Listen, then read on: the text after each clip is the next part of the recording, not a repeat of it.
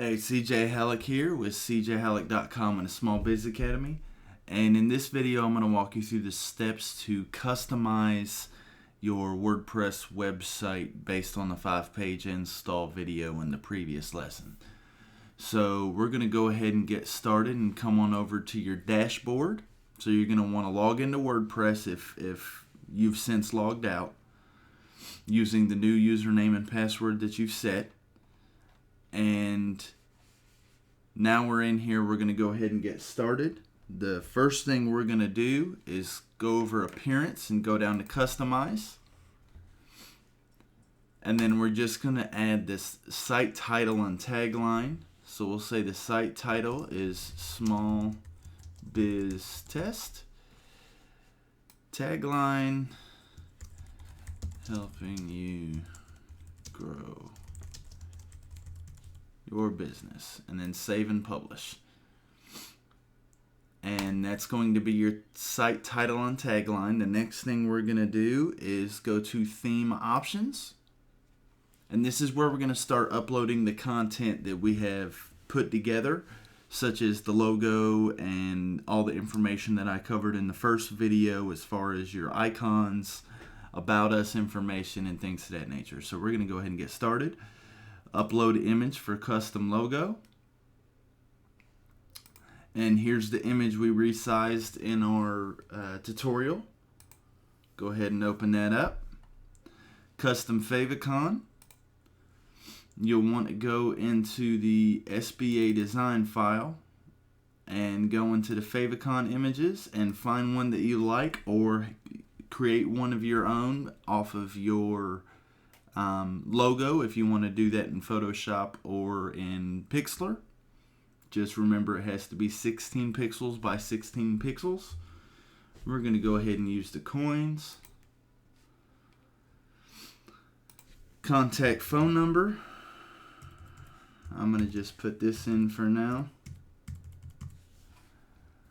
Mobile navigation menu. This is what it's going to say when you have the actual menu up for them to click on. So I'm just going to use, if I could spell, menu. This is for an additional page if you wanted to add that. I'm not going to for this. I'm just going to click on Save All Changes. Then homepage top feature area. This is where you're going to pick your featured image. So we're going to upload image. We're going to go back to the design file. And we're going to look in featured images. And we'll go ahead and use this one. We'll open it up. And now this is where your featured image headline goes, which I'm just going to use very simple and plain. Welcome to our website. The link for the featured image. You can use an URL for this if you wanted to do a call to action to like you on Facebook or whatever. I'm just going to go ahead and put this to the contact page. And featured image description. I got one pre-written here. We'll just copy and paste it on over and save all changes. Then we're going to go home page feature area. This is going to be your tagline. And your business name or some services you offer, areas you offer if you're a local brick and mortar and you want to focus on the city that you help, serve, whether it's, Johnson City, Atlanta, whatever, offering the best plumbing in Atlanta or whatever. You can just go ahead and fill that out there and we'll save changes. Homepage service section. This is for the 4 sections they're going to run across the website left to right, the 4 images and descriptions. We're going to have the heading as our services. First image. Back to the design file, we're going to go ahead and use the spotlight images. And we'll do the light bulb.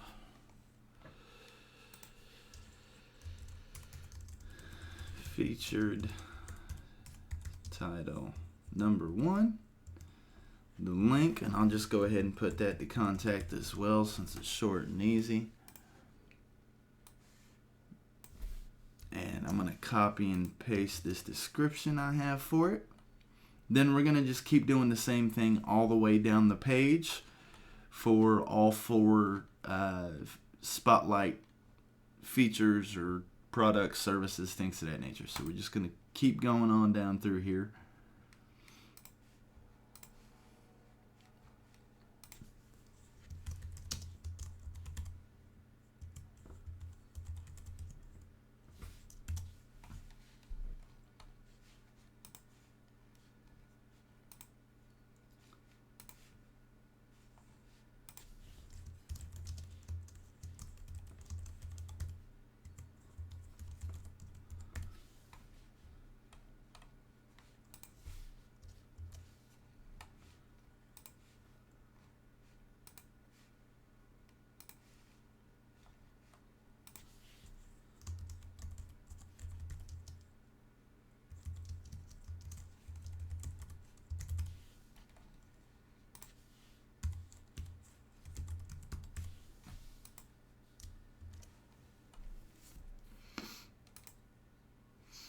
Okay, now that we're down through that, click Saved All Changes.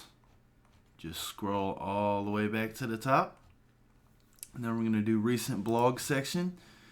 This is just where you're going to rename the section. I would say do blog, or you can put our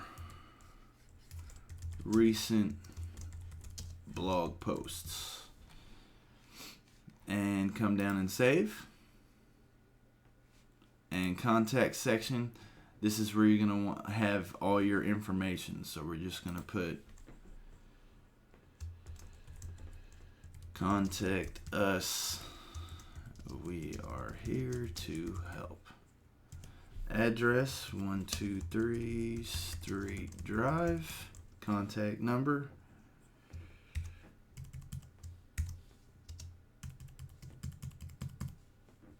One too many numbers. Email you at email.com. http://smallbiz.academy. And you'll want to make sure when you put in your website, anytime you put your website in online, always make sure that you have the http://